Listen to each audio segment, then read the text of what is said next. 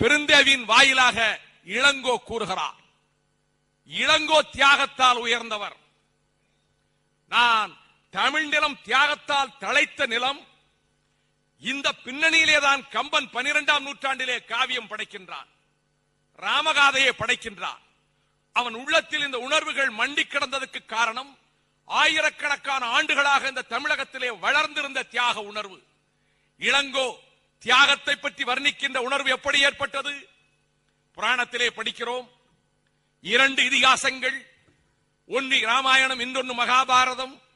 மகாபாரதத்தில் அனைவராலும் மதிக்கப்பட்ட மாவீரராக, மகாரதனாக குருட்சேத்திர யுத்தகலத்தில் 10 தினங்கள் கௌரவ படைக்கு தலைமை தாங்கிய பீஷ்மர் இருதரப்பாலும் மதிக்கப்பட்டவர், பாண்டவர்களாலும் போற்றப்பட்டவர், அனைவராலும் மதிக்கப்பட்டவர், குற்றமில்லாதவர், கரைபடாத வாழ்க்கை வாழ்ந்தவர், பிரம்மச்சரியத்தை